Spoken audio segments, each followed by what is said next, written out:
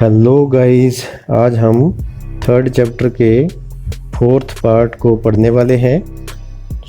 आज का वीडियो बहुत ही इम्पोर्टेंट होने वाला है क्योंकि इसके अंत में फिर से हम कुछ क्वेश्चन डिस्कस करने वाले हैं। और गाइस, यदि आप लाइन बाय लाइन एक्सप्लेनेशन पढ़ना चाहते हैं तो आप इस वीडियो को ज़रूर देखिए, ये वीडियो आपके लिए ही है। तो चलिए जल्दी से शुरू कर लेते हैं आज का वीडियो।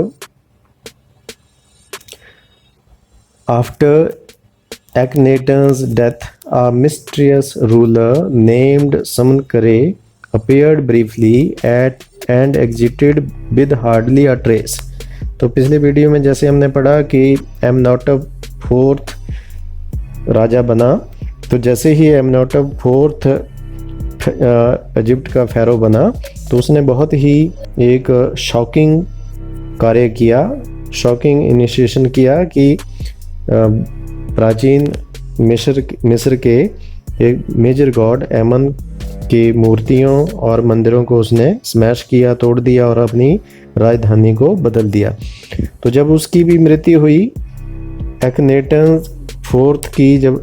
की जब मृत्यु हुई तो उसके पश्चात एक बहुत ही रहस्यमयी शासक जिसका नाम समनकरे था, वो थोड़े समय के लिए राजा बना और फिर वो कहीं गायब हो गया और उसका कोई ट्रेस नहीं बचा, उसका कोई निशान संकेत नहीं बचा। And then a very young Tutankhaten took the throne, और उसके पश्चात एक बहुत ही कम उम्र का टूटनकेटन नाम का शासक बना, राजा बना, सिंहासन पर बैठा। थ्रोन का मतलब है सिंहासन। King Tut as he is widely known today, king Tut जैसा कि आज के युग में उसे हर जगह जाना जाता है। तो ये किंग टट था जो कि कम उम्र का राजा बना। The boy king soon changed his name to Tutankhamun. अब इस बॉय किंग ने जल्दी ही अपने नाम को बदलकर टूटनकेमन रख लिया। लिविंग इमेज ऑफ हेमन, फिर से उसने अपने नाम को बदल दिया, जिसका मतलब होता है एमन देवता की जीवित तस्वीर या जीवित प्रतिमूर्ति। And oversaw the restoration of the old ways. और यही नहीं, इस यंग किंग ने पुराने तौर तरीकों को भी दोबारा पुनर्स्थापित किया। इस यंग किंग ने, ये जो है वो किंग टट की वर्चुअल इमेज है, जो कि पहले के वीडियो में भी हमने पढ़ा है कि किस तरह से एनाटॉमी और आर्टिस्ट्री और एस्ट्रोलॉजी को मिलाकर ये सारी जो उसकी मम्मी के आधार पर कंप्यूटराइज्ड इसका विश्लेषण करके, एनालाइज करके इस इमेज को बनाया गया है। तो इस किंग ने पुराने तौर तरीकों को पुनर्स्थापित भी। He reigned for about 9 years, उसने लगभग 9 सालों तक शासन किया। And then he died unexpectedly, और तब उम्मीद के विपरीत उसकी मृत्यु हो गई। उम्मीद के विपरीत क्यों? क्योंकि उसकी आयु तो बहुत कम थी, लेकिन तभी उसकी अपनी टीनेज में ही उसकी मृत्यु हो गई। Regardless of his fame and the speculations about his fate, Tut is one mummy among many in Egypt. उसकी प्रसिद्धि और उसके बारे में लगाई जाने वाली अटकलों के विपरीत किंग टट की एक मम्मी उन मम्मियों में से एक है जो कि मिस्र में पाई जाती है। तो प्राचीन मिस्र में ये जो सिमेट्री है, इस सिमेट्री में ऐसी कई सारी मम्मियां हैं। हाउ मैनी, कितनी सारी हैं? नो वन नोज, कोई नहीं जानता। The Egyptian mummy project which began an inventory late 2003 has recorded almost 600 so far and is still counting। Egyptian mummy project जो कि 2003 में इनकी खोज करना उसने आरंभ किया, उसने अभी तक 600 ऐसी मम्मियों का पता लगाया है, उनको रिकॉर्ड किया है और अभी भी गिनती जारी है। तो इस सिमेट्री में कितनी मम्मियां हैं इसके बारे में अभी कोई नहीं बता सकता। एक इजिप्शियन मम्मी प्रोजेक्ट चलाया गया है जिसका काम है इस तरह की मम्मियों की खोज करना, और अभी तक जो है वो 600 मम्मियां खोज ली गई हैं और बाकी गिनती जारी है। The next phase, scanning the mummies with the portable CT machine donated by the National Geographic Society and Siemens its manufacturers। और खोजने के बाद जो अगला फेज है वो ये है कि इन ममियों का एक पोर्टेबल सिटी मशीन के द्वारा स्कैन किया जाना है, जो कि national geographic society and siemens, जो कि इसके मैन्युफैक्चरर भी हैं, जो कि इसके निर्माता भी हैं, उनके द्वारा जो दान दिया गया है। एक सिटी मशीन, एक पोर्टेबल सिटी मशीन दान दी गई है national geographic society and siemens के द्वारा। उस सिटी स्कैनर के द्वारा इन ममियों का अगले फेज में स्कैन किया जाना है। King Tut is one of the first mummies to be scanned in death as in life. और किंग टट की मम्मी पहली मम्मी होने वाली है जिसका स्कैन किया जाना है डेथ के बाद भी, जैसा कि वो जीवन के दौरान, अपने जीवन के दौरान किया जाता था। Moving regally ahead of his countryman. अब इस लाइन का अर्थ ये है कि जो मम्मियों को खोजने का जो प्रोजेक्ट चला है उसके सेकंड फेज में इन सभी मम्मियों का सीटी स्कैन होना है। तो किंग टट एक ऐसी मम्मी है, किंग टट की मम्मी ऐसी मम्मी है जिसका दूसरे देशवासियों से सबसे पहले मृत्यु के बाद भी उसी मम्मी का स्कैन होने वाला है। जैसा वो जीवन में सबसे आगे रहा, वैसे मरने के बाद भी वो अपने कंट्रीमैन से आगे रहा। अ CT machine scanned the mummy head to toe, creating 1700 digital X-ray images in cross section। और सीटी मशीन ने इस मम्मी को सिर से लेकर पांव तक स्कैन किया और 1700 digital X ray images cross section में उसकी खींची। रीगली का मतलब है मैजेस्टिकली नोबल। क्लीन Tut's head scanned in 0.62 millimeter slices to register its intricate structures, takes on eerie detail in the resulting image। King टट के सिर को 0.62 मिलीमीटर के स्लाइसेस मतलब छोटे छोटे टुकड़ों में क्रॉस सेक्शन में इसको स्कैन किया गया, ताकि इसके इंट्रिकेट स्ट्रक्चर्स का मतलब है इसके जटिल स्ट्रक्चर, जटिल बनावट को के हर जगह से स्कैनिंग की जा सके। और टेक्स ऑन इरी डिटेल, और बहुत ही विचित्र इसकी डिटेल रिजल्टिंग इमेज में देखने को मिली। जो रिजल्टिंग इमेज जो कंप्यूटर के ऊपर जो बाद में इमेज प्रकट हुई उसकी वो बहुत ही अमेजिंग डिटेल थी।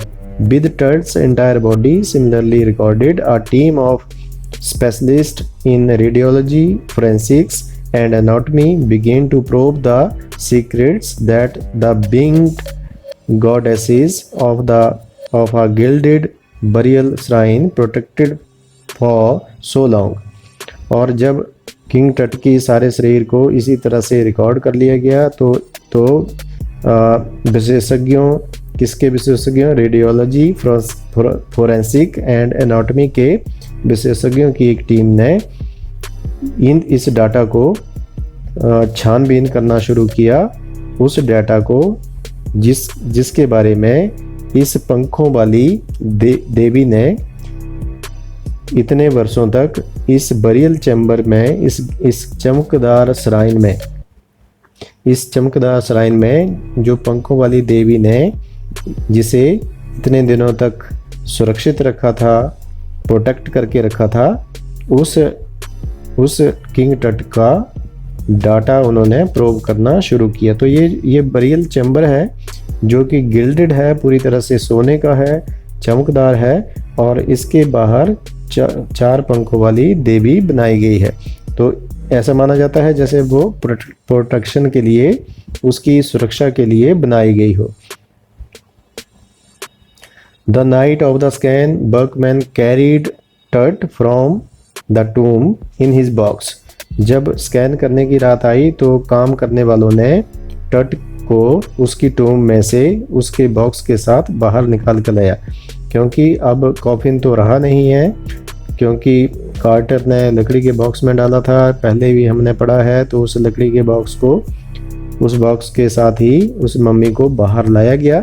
Like Pal bearers they climbed a ramp and a flight of stairs into the swirling sand outside. और जब वो रैंप पर चढ़ रहे थे और सीढ़ियाँ चढ़ रहे थे, तो उड़ती हुई रेत पर वो उसे इस तरह से लेकर जा रहे थे जैसे पॉल बेरर का मतलब होता है शव को उठाने वाले। अंतिम यात्रा पर जो शव उठाते हैं उनको पॉल बेरर कहा जाता है। तो अंतिम यात्रा पर शव उठाने वालों की भांति ये वर्कमैन रैंप पर चलते हुए सीढ़ियाँ चढ़कर उसे लेकर उड़ती हुई धूल में लेकर आए। Then rose on a hydraulic lift into the trailer. और उसके पश्चात हाइड्रोलिक लिफ्ट के द्वारा वो एक ट्रेलर में चढ़ गए। And held the scanner that held the scanner, जिस ट्रेलर में वो स्कैनर रखा गया था। तो एक ट्रेलर में रखा गया था स्कैनर, तो इस मम्मी को फिर हाइड्रोलिक लिफ्ट के द्वारा ऊपर उठाकर उस ट्रेलर में ले जाया गया। 20 minutes later 2 men emerged। 20 minute के बाद 2 व्यक्ति प्रकट हुए। Sprinting for an office near by, और तेजी से भागते हुए नज़दीक के कार्यालय में गए। And return with a pair of white plastic fans, और 2 प्लास्टिक के सफेद पंखे लेकर वापस लौटे। अब $1 million scanner had quit because of sand in a cooler fan. $1 million का स्कैनर बंद हो गया था क्योंकि इसके कूलर फैन में रेत चली गई थी। Curse of pharaoh joked a guard nervously. एक गार्ड ने डरते डरते मजाक किया कि फेरो का अभिशाप लग गया। Eventually the substitute fans worked well enough to finish the procedure। आखिरकार सब्स्टिट्यूट फैंस ने ठीक से काम किया और ये सारा प्रोसीजर, सारी प्रक्रिया पूरी हो सकी। After checking that no data had been lost, the technicians turned Tut over to the workmen।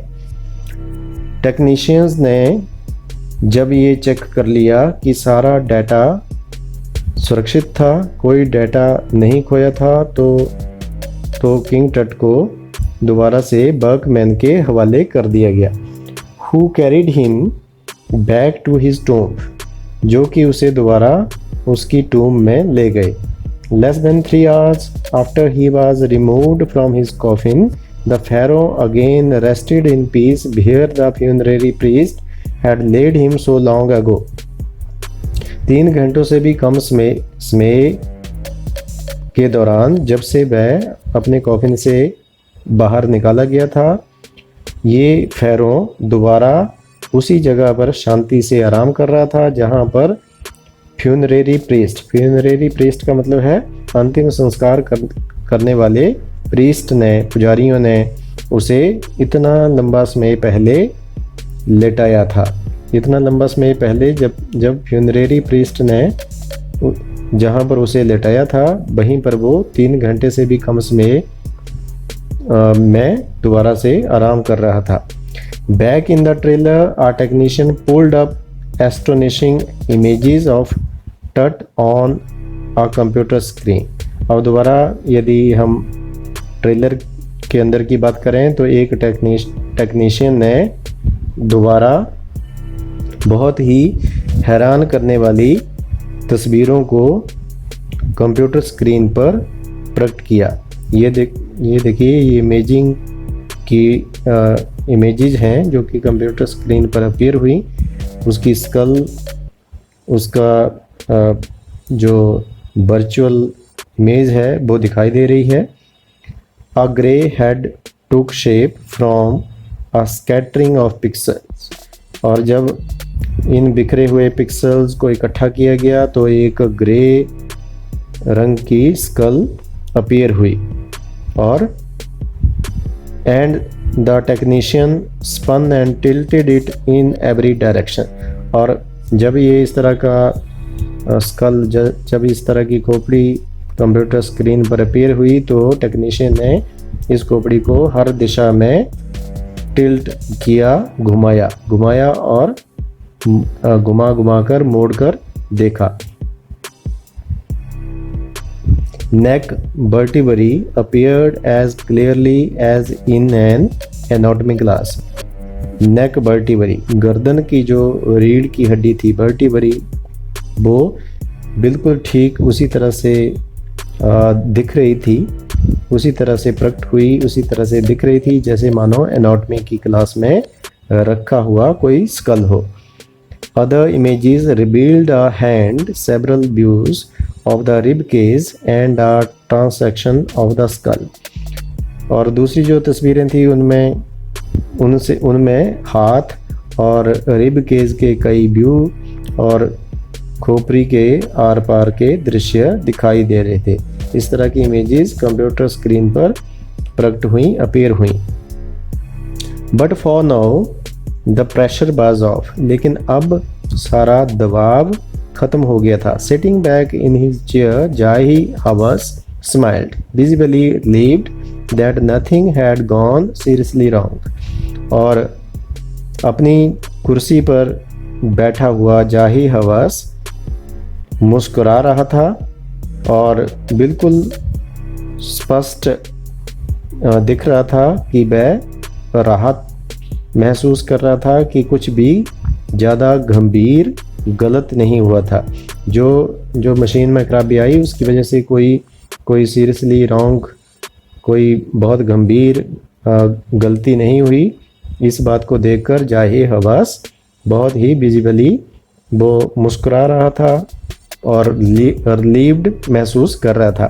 I didn't sleep last night not for a second. उसने कहा कि मैं पिछली रात एक सेकंड भी नहीं सो पाया। उसके ऊपर प्रेशर था कि पता नहीं क्या होने वाला है, पैरों को बाहर निकाला जाने वाला है, सीटी स्कैन किया जाने वाला है, कोई गलती ना हो, कोई गड़बड़ ना हो। तो इसी कारण या फिर उसके अंदर एक्साइटमेंट थी, उस एक्साइटमेंट के कारण वो कहता है कि मैं पिछली रात सो नहीं पाया, एक सेकंड भी नहीं। ही सेड, उसने कहा, आई वॉज सो वरीड, मैं बहुत ही चिंतित था। But now I think I will go and sleep, परंतु अब मेरे विचार में मुझे जाकर सो जाना चाहिए। So this was the story, very fascinating story. Some questions you may look at this screen.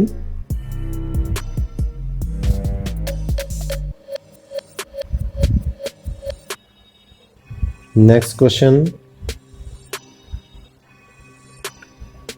So guys, I hope कि ये वीडियो भी आपको पसंद आया होगा, ये पूरी स्टोरी आपको अच्छे तरीके से समझ में आई होगी। और यदि आपको कुछ भी अच्छा लगा हो इस वीडियो में तो लाइक एंड शेयर ज़रूर करना, और इसके अलावा सब्सक्राइब कर लेना इस चैनल को और बेल आइकन को दबा लेना ताकि आने वाले हर वीडियो की नोटिफिकेशन आपको मिलती रहे। ये सीरीज जारी रहेगी, आगे के चैप्टर भी मैं कवर करूँगा। So guys, take care, have a nice day, bye.